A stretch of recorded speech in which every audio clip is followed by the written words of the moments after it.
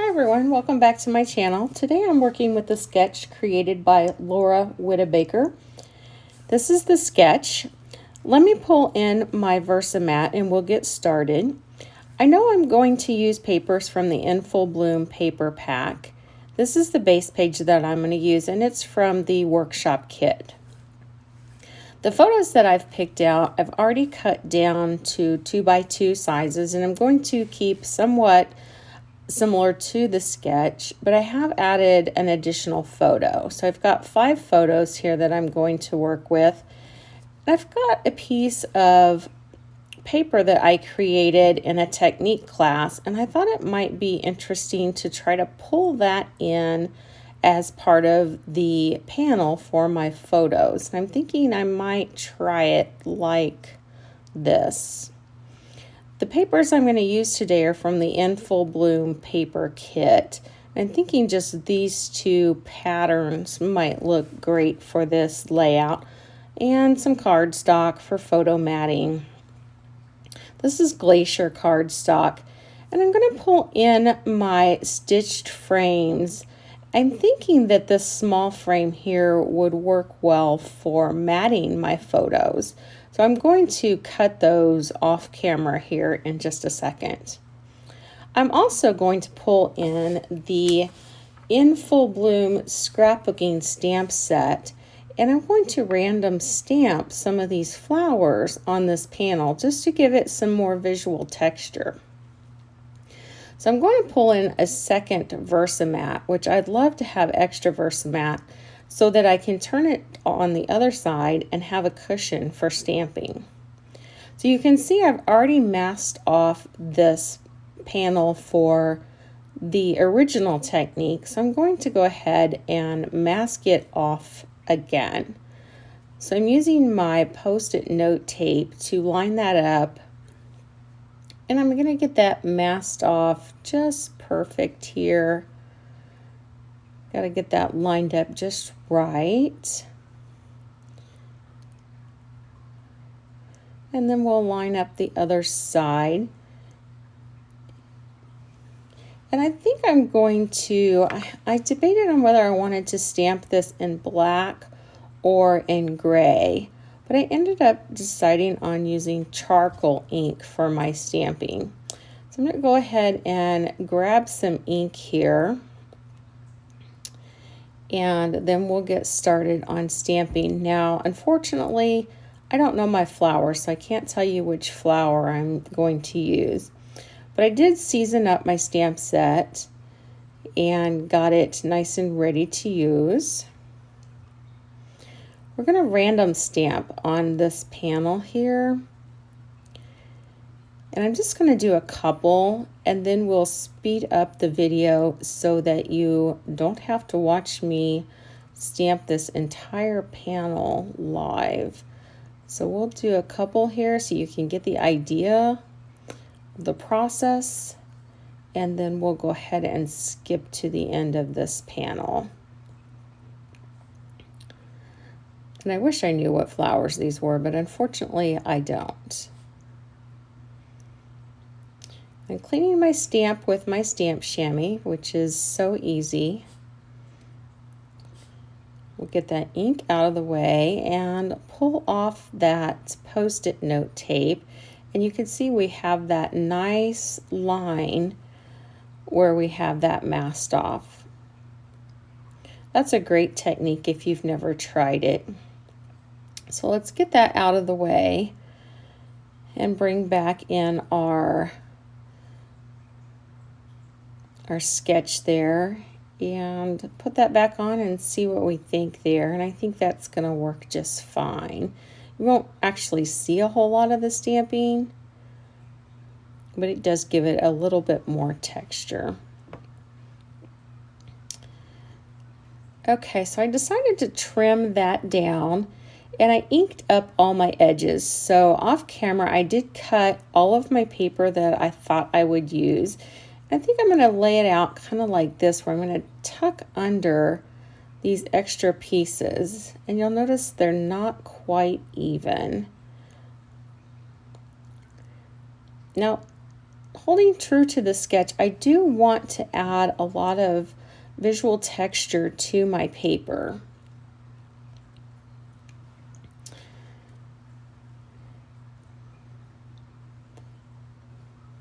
I've got some really fine 1/8 inch strips here of the black just to kind of separate those pattern papers.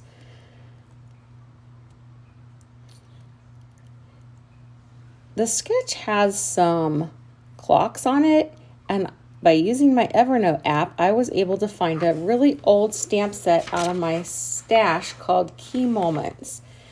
And it has a really neat clock, or I guess you could call it a stopwatch. So I'm going to use that to stamp right on my base page. And I'm using the charcoal ink again, and that stamps perfect. And now I can stamp the outside of that stopwatch as well. So I'm trying to hold as true to the sketch on this particular project as possible. And then I'm going to stamp another one in the upper left-hand corner. I'm doing the little hands on the clock, and you'll notice that I'm using the other hand for the clock on the opposite side of my block. So when you're short a block, you can just put an item on the other side and flop it right around. And I think I stamped that one backwards, but nobody is going to notice.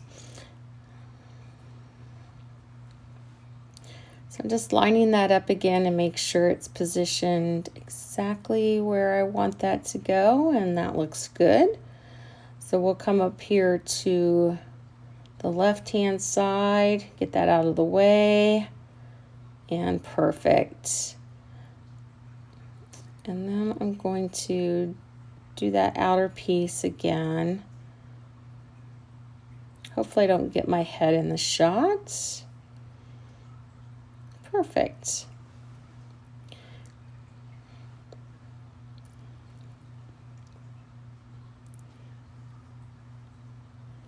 And I'm going to try again with these hands for the clock, and hopefully I can get them stamped in the right direction this time.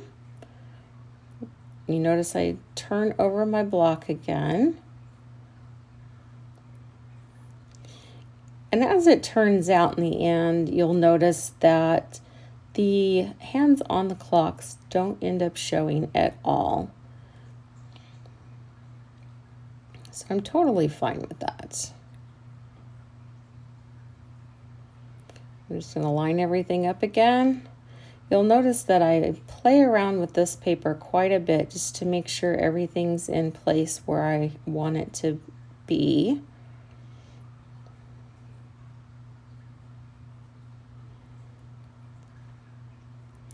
Now I want to create some more visual texture to my paper, so I'm bringing in my all-purpose mat, and I'm going to bring that charcoal ink in again, and I'm just going to press the ink right into my mat.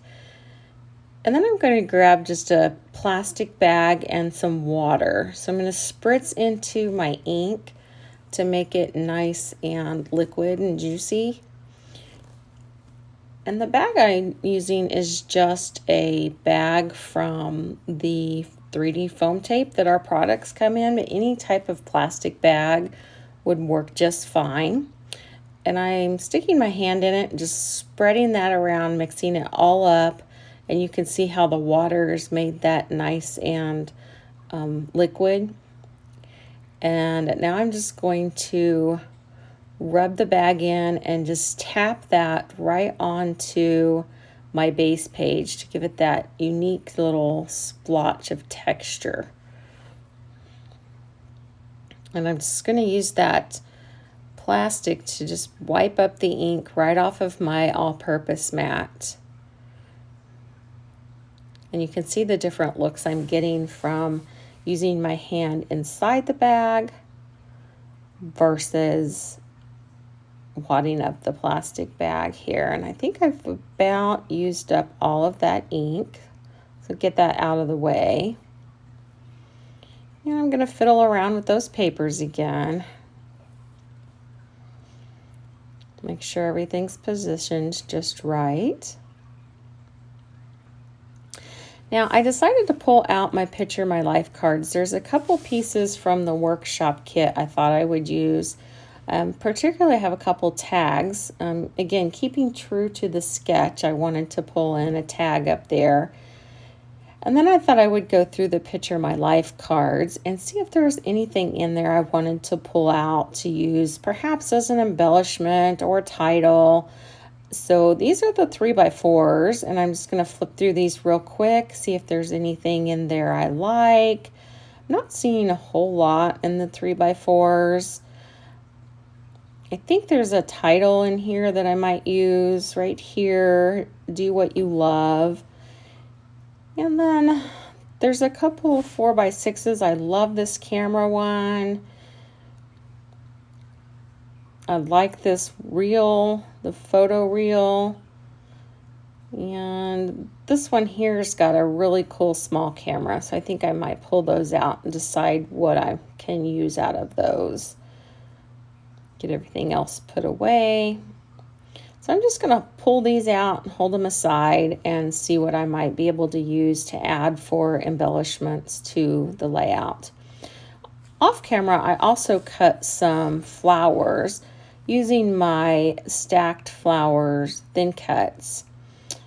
And I'm going to also ink the edges of those, just the way I've inked the edges of all my other papers. Now, I'm traditional, and I still like to use a sponge to ink my edges. I like the softness that it gives, and I just really like the effect as opposed to using some of the other tools. And it's great that we have so many choices and options for inking our edges and getting different looks and different effects. But I'm kind of old-fashioned, and I just really like the way that the sponge looks. It does take a little bit longer, but I think the results are well worth it. So I am a sponge inker. What type of inker are you? And luckily I did the rest of this off camera, so it won't take me very long to finish this up. And then I will put these flowers together. I'm going to use my liquid Tombow glue to hold the flowers together. As I put the flowers together, I've decided instead of stacking them, I'm going to offset them just a little bit. And that way I can get more of that glacier bottom layer to show through. And I think that's going to look really cute.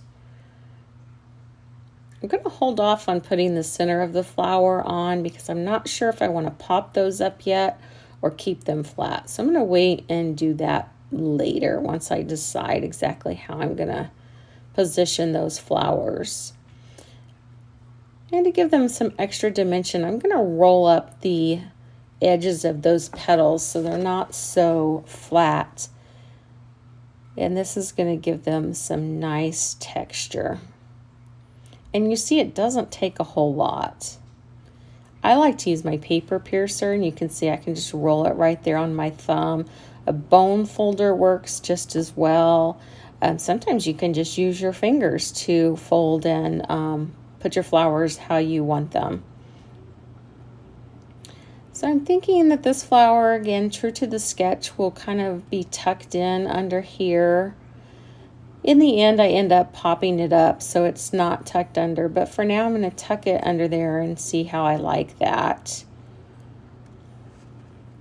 Just kind of playing around with how I want that positioned.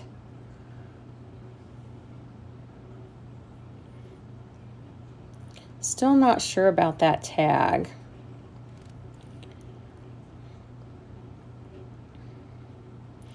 I'm going to fuss around with that tag quite a bit.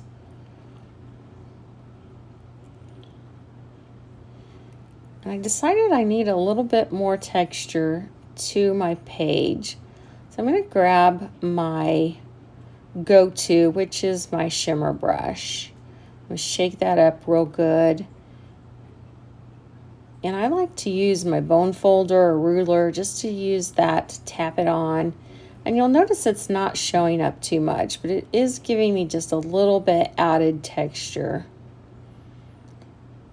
Nothing too overbearing. So I've got everything put down. I also added the little photo strip reel because it needed to go under. I needed to get that tucked under right away to put down my little black strip of paper. Now the tag, I decided, is too big if I'm going to use it, so I decided to cut it down. And you can see here I'm just cutting a little bit of paper off of each side so that it will stay symmetrical.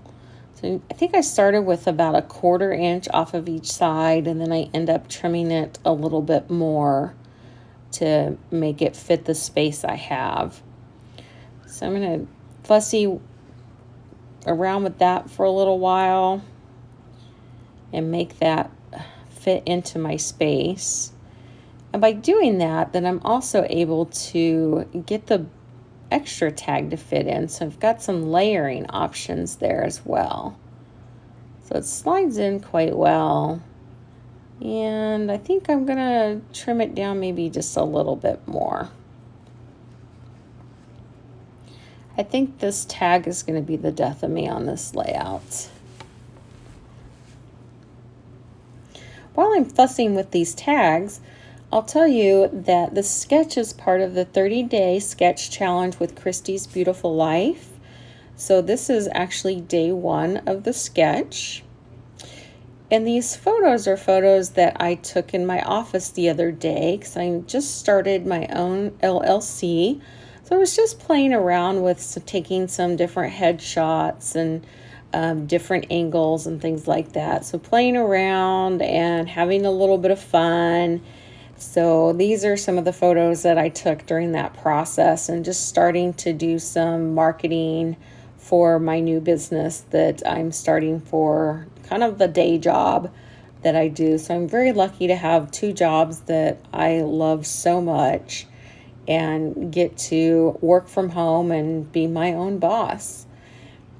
So that's kind of the backstory with these pictures, and I think I'm getting these tags stuck in here just about right. I think that's about perfect.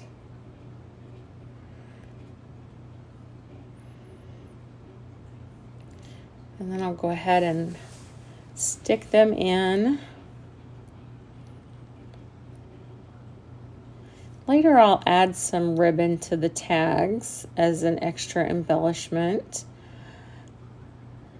Some other of my scrappy friends have provided the advice that you should never leave a tag naked. So I've definitely tried to honor that advice in my own personal scrapbooking as well. I'm gonna have to trim that down a little bit because it's not wanting to go as far under there as I want.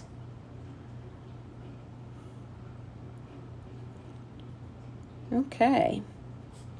Now I'm going to play around with the rest of my embellishments. You see I've got that reel tucked in there.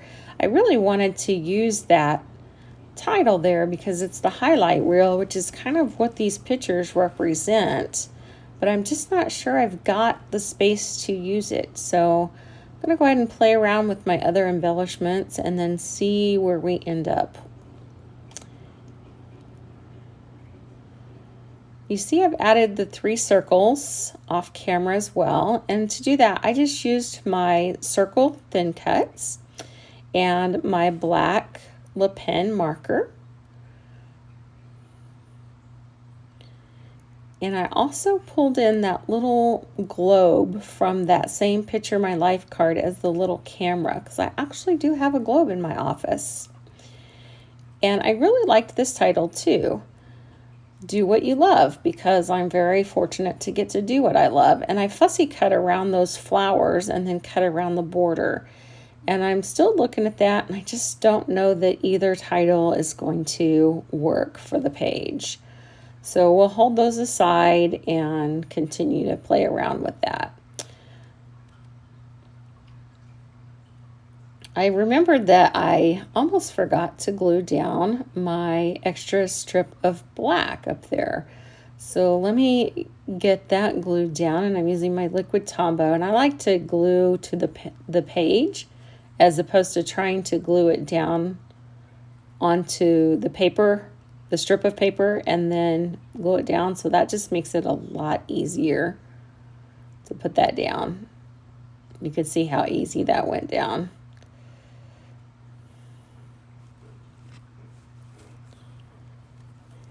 And you can see how easy that was to just flip that around on my Versamat and then turn it right back around. I love that about my Versamat. So here's the final layout. You'll notice that I had some problems with the visual triangle, so I went back in and added some flowers up in that left-hand corner. I have my 3 circles, and I also added some black hearts. I've got my ribbon added. So there we go. I hope you enjoyed it. Thanks for watching.